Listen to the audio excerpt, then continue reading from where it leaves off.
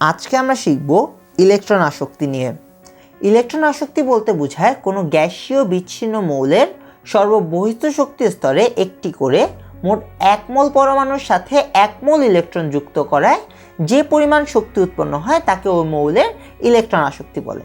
এখন আমরা ব্যাপারটা একটু ফিজিক্যালি দেখার চেষ্টা করি।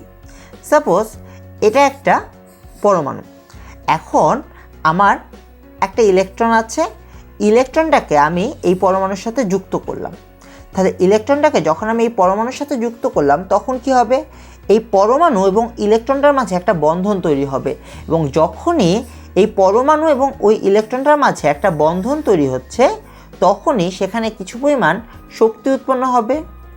যেহেতু এখানে শক্তি উৎপন্ন হবে অর্থাৎ তাহলে আমার ডেল এইচটা হয়ে যাচ্ছে কি নেগেটিভ। তাহলে আমরা দেখতে পাচ্ছি যে এখানে মূলত একটি পরমাণুর সাথে একটি ইলেকট্রন যুক্ত হওয়ায় যে শক্তিটা উৎপন্ন হচ্ছে, ইলেকট্রন আসক্তি বলতে মূলত সেই শক্তিটাকেই ইন্ডিকেট করা হচ্ছে। এখন এখানে একটা জিনিস খেয়াল করে দেখো, বলা হয়েছে মোট 1 মোল পরমাণুর সাথে 1 মোল ইলেকট্রন। তাহলে এখন আমরা চিন্তা করে দেখি, যদি এখানে একটা পরমাণু না হয়ে আমার এখানে অ্যাভোগাড্রো সংখ্যক পরমাণু হতো এবং এখানে একটা ইলেকট্রন না হয়ে প্রত্যেকটার সাথে যদি একটা করে যুক্ত হয় তাহলে আমার কয়টা ইলেকট্রন লাগবে, অ্যাভোগাড্রো সংখ্যক ইলেকট্রন লাগবে। তাহলে অ্যাভোগাড্রো সংখ্যক পরমাণুর সাথে অ্যাভোগাড্রো সংখ্যক ইলেকট্রন যুক্ত হয়ে অ্যাভোগাড্রো সংখ্যক আয়ন তৈরি হলে তখন সেটাকে আমরা বলতেছি যে এখানে যে পরিমাণ শক্তি উৎপন্ন হবে সেটাকে আমরা বলবো ইলেকট্রন আসক্তি।